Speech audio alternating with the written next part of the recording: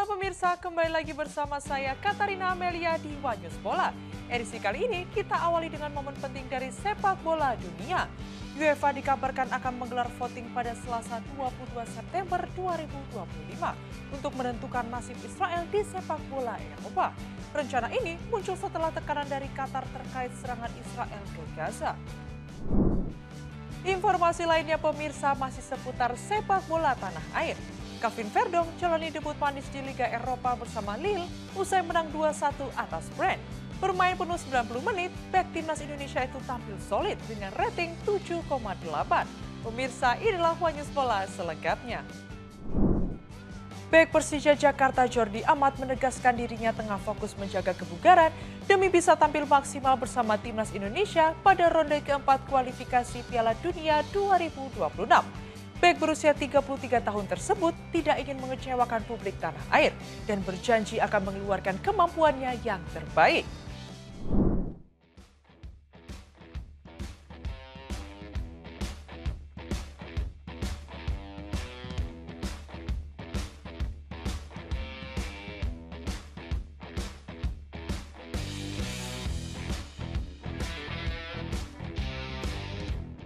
Bek Persija Jakarta Jordi Amat menegaskan fokusnya menjaga kebugaran demi tetap menjadi bagian dari timnas Indonesia pada ronde keempat kualifikasi Piala Dunia 2026 Oktober mendatang.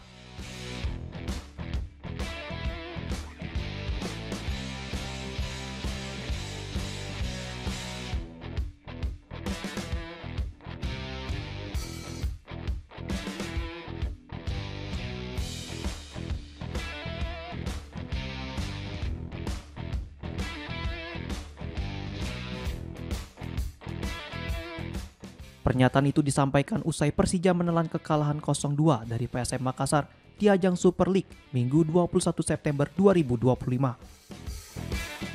Dua gol PSM dicetak Savio Roberto dan Abu Kamara sekaligus memutus catatan tak terkalahkan Macan Kemayoran.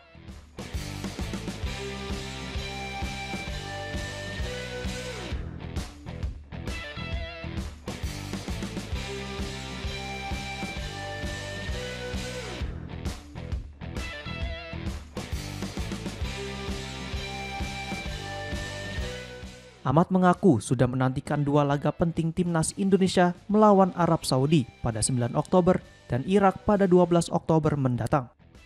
Untuk mempersiapkan diri, pemain berusia 33 tahun itu juga intens berkomunikasi dengan rekannya di Persija, sekaligus bek Garuda Rizky Ridho.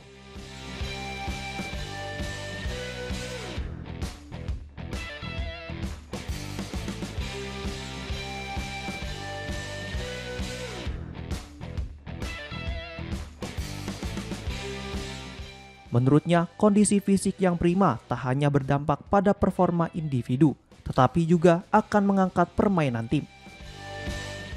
Dengan optimisme tinggi, Amat menegaskan target utamanya adalah membantu skuad Garuda meraih tiket putaran final Piala Dunia 2026.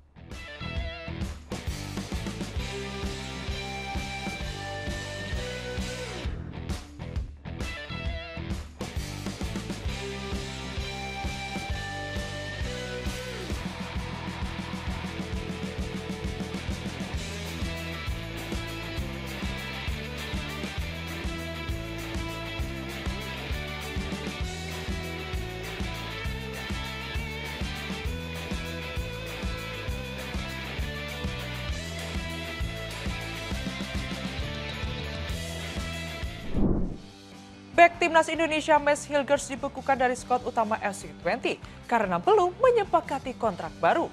Negosiasi yang buntu membuatnya belum tampil di musim 2025-2026. Sementara manajemen menegaskan hanya akan memprioritaskan pemain dengan status kontrak jelas.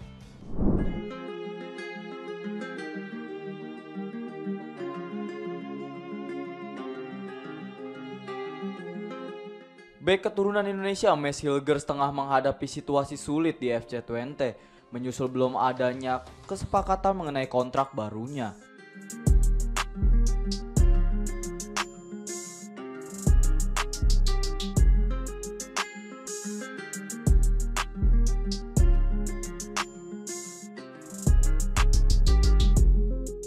Klub Eredivisie tersebut menuntut Hilgers memperpanjang kontrak setidaknya 1 tahun jika ingin kembali masuk skuad utama. Hingga kini negosiasi berjalan alot dan tak kunjung menemui titik terang.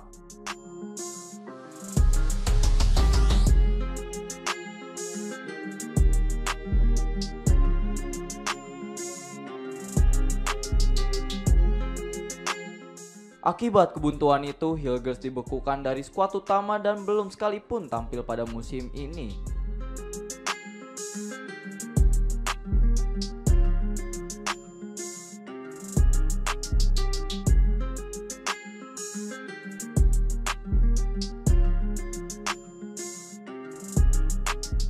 Pelatih baru FC Twente, John van den Brom, menegaskan bahwa keputusan terkait Hilgers berada di tangan manajemen dan direktur teknik, bukan sepenuhnya wewenang pelatih.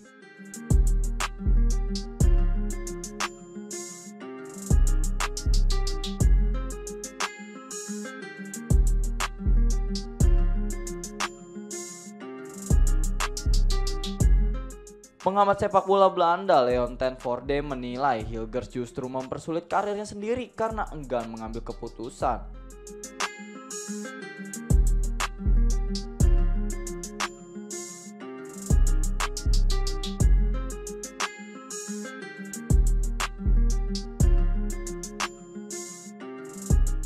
Menurutnya, pemain berusia 23 tahun itu seharusnya lebih realistis dengan memperpanjang kontrak terlebih dahulu, menunjukkan performa, lalu mempertimbangkan klausul pelepasan bila ingin pindah ke klub besar.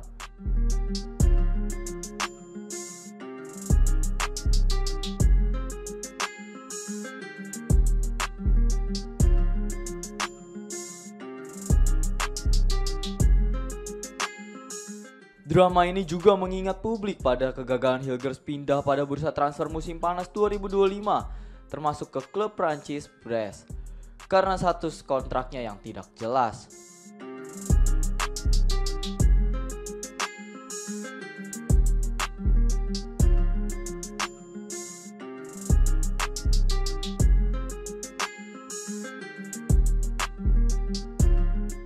Direktur teknik FC Twente Jan Streuer menegaskan klub tidak mau kehilangan Hilgers secara gratis ketika kontraknya berakhir pada 2026.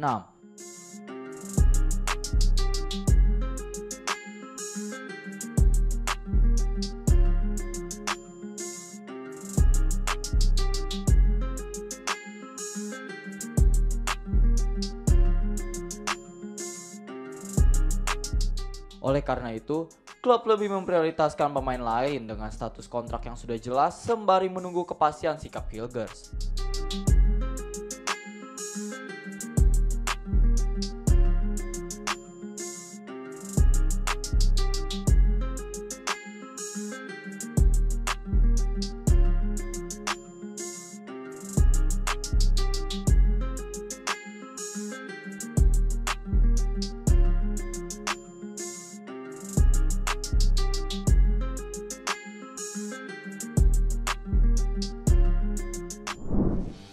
Presiden FIFA Gianni Infantino memuji Presiden Prabowo Subianto sebagai sosok yang selalu menepati janji dan mengapresiasi langkah Presiden Prabowo untuk sepak bola Indonesia.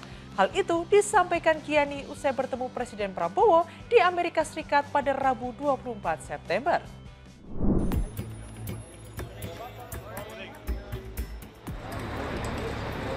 Hi, good morning, Mr. President. How are you? Good to see you. How are you? I'm doing well, thank you. How are you? Please, Mr. President, wait for you.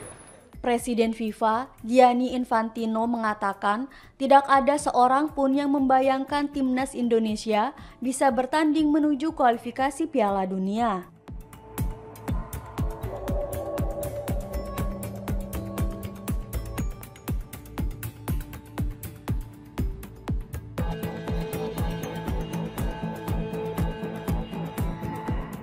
Namun kini timnas Indonesia telah berada di ronde 4 kualifikasi Piala Dunia.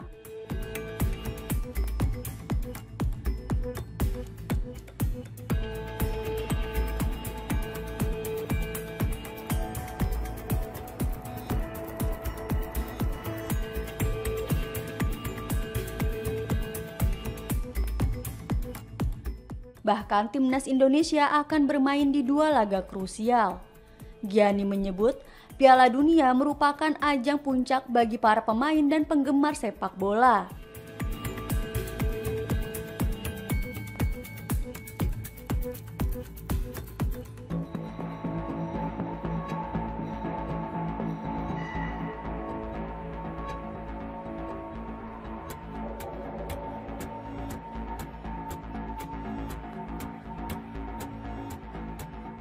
Ia juga mendoakan kesuksesan timnas Indonesia yang sedang berjuang menuju kualifikasi Piala Dunia 2026.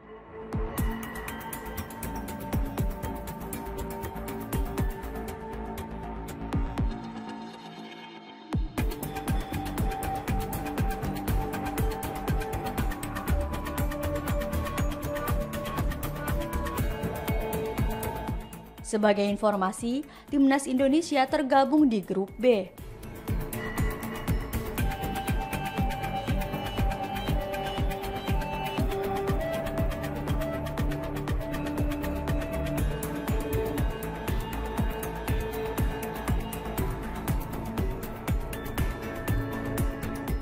Indonesia akan menghadapi Arab Saudi dan Irak untuk memperebutkan satu tiket otomatis ke Piala Dunia 2026.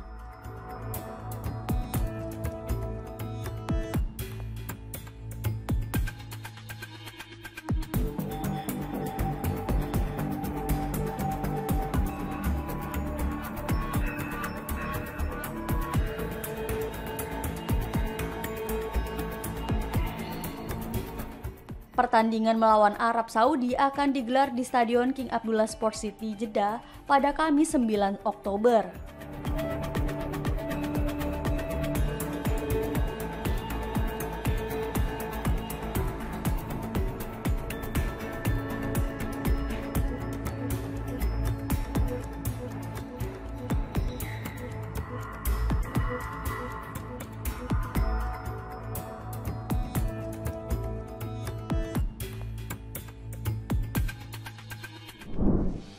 Calvin Verdong jalani debut manis di Liga Eropa bersama Lille usai menang 2-1 atas Brest. Bermain penuh 90 menit, bek timnas Indonesia itu tampil solid dengan rating 7,8.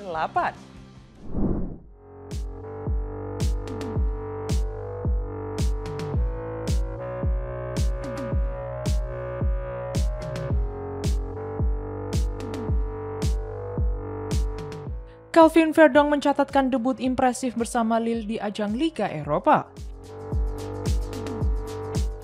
Bermain penuh selama 90 menit, bek timnas Indonesia itu tampil solid dan membantu timnya meraih kemenangan 2-1 atas Brest pada Jumat 26 September 2025. Pertandingan berjalan sengit. Lille lebih dulu unggul melalui gol Hamza Igamane di menit ke-54. Namun Brest langsung merespons 5 menit kemudian lewat sontekan Atli Magnusson. Drama kemenangan tuan rumah akhirnya datang di menit ke-80 melalui striker Olivier Giroud yang memastikan 3 poin bagi Lille. Di sisi lain, penampilan Calvin Verdong menuai sorotan positif.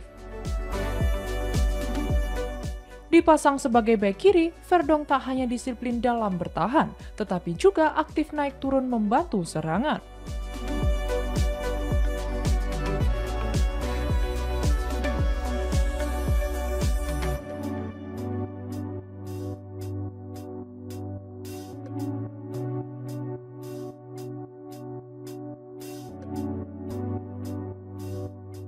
Statistiknya pun impresif, mencatatkan 3 sapuan, 4 intercept, dan 1 tackle sukses. Ia bahkan melepaskan 1 umpan kunci yang berperan penting dalam terciptanya gol pembuka Lille. Berkat kontribusinya, Verdong diganjar rating 7,8 dalam laga debutnya di Eropa. Penampilan solid ini menjadi sinyal positif bagi Patrick Kluivert, pelatih timnas Indonesia yang akan kembali memanggil sang bek untuk kualifikasi Piala Dunia 2026. Pada Oktober mendatang, sang pemain dijadwalkan memperkuat Garuda menghadapi 2 laga krusial kontra Arab Saudi dan Irak. Kehadiran pemain berusia 28 tahun itu diharapkan bisa menambah kekuatan lini belakang timnas demi menjaga asa lolos ke panggung Piala Dunia 2026. UEFA dikabarkan akan menggelar voting pada Selasa 22 September 2025 untuk menentukan nasib Israel di sepak bola Eropa. Rencana ini muncul setelah tekanan dari Qatar terkait serangan Israel ke Gaza.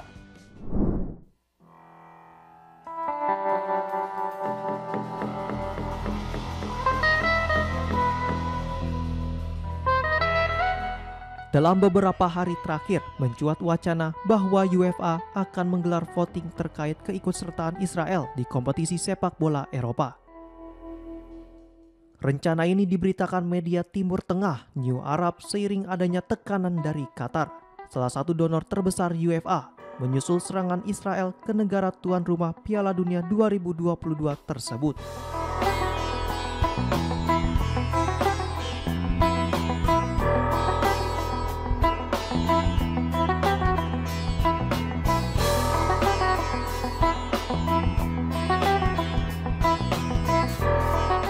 Komite Eksekutif UEFA dijadwalkan mengadakan pertemuan pada Selasa 22 September 2025 waktu setempat untuk membahas dan melakukan voting.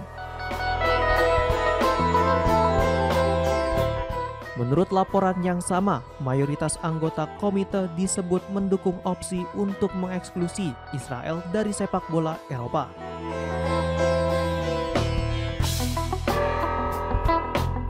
Federasi Sepak Bola Israel pun langsung bereaksi. Mereka melakukan berbagai upaya lobi ke negara-negara Eropa maupun organisasi olahraga dunia untuk menggagalkan voting tersebut. Israel yakin masih memiliki dukungan, terutama dari Jerman dan Hungaria, untuk menolak rencana itu.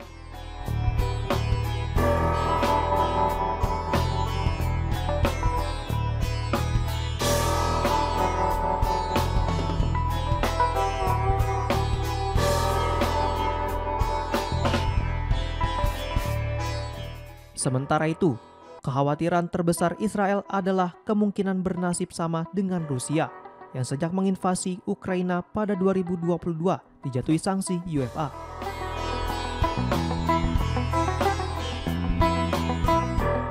Akibatnya, tim nasional dan klub-klub Rusia dilarang tampil di ajang internasional, termasuk kualifikasi Piala Dunia zona Eropa, Piala Eropa hingga kompetisi antar klub. Jika keputusan voting benar-benar berujung pada sanksi, Israel bukan hanya kehilangan kesempatan tampil di kualifikasi Piala Dunia 2026 zona Eropa, tetapi juga membuat klub-klubnya seperti Maccabi Tel Aviv terancam absen dari turnamen kontinental, termasuk Liga Eropa 2025-2026.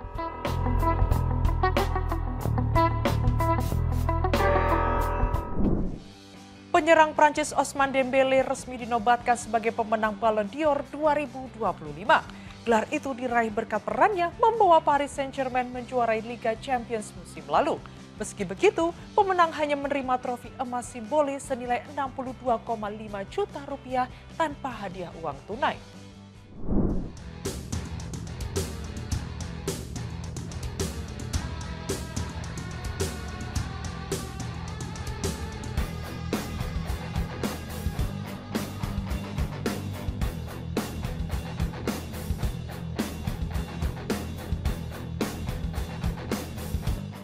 Ajang penghargaan Ballon d'Or 2025 kembali menjadi sorotan dunia.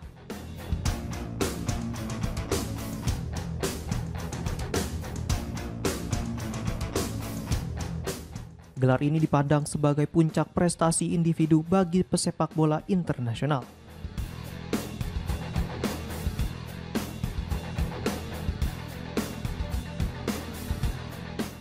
Tahun ini, penyerang timnas Perancis Ousmane Dembélé sukses menyabet Ballon d'Or kategori pemain putra.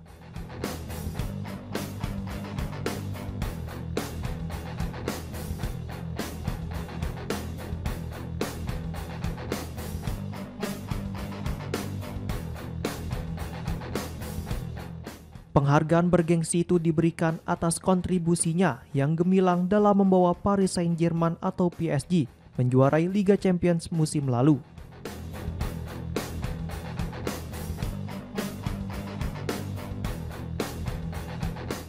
Pemain berusia 28 tahun tersebut mengalahkan bintang muda Barcelona sekaligus timnas Spanyol Lamine Yamal dalam malam penghargaan yang digelar di Paris.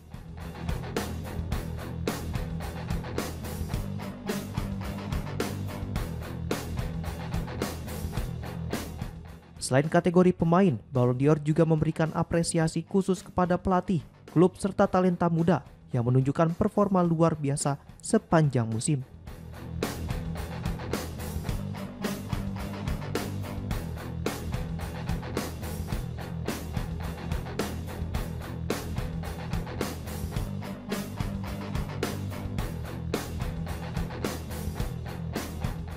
Sementara itu, meski kerap diasumsikan memiliki hadiah uang tunai besar, faktanya penyelenggara tidak memberikan hadiah berupa uang.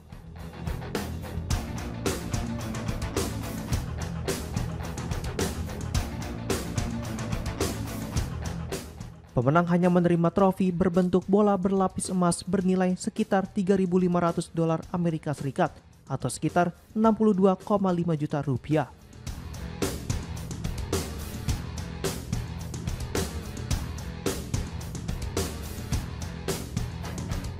Trofi tersebut bukan terbuat dari emas murni, melainkan logam yang dilapisi emas di bagian luar.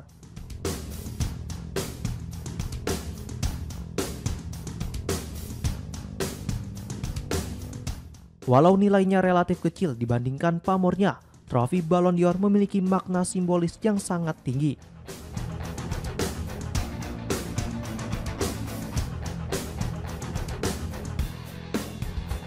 Trofi itu menjadi lambang penghargaan tertinggi bagi individu di dunia sepak bola.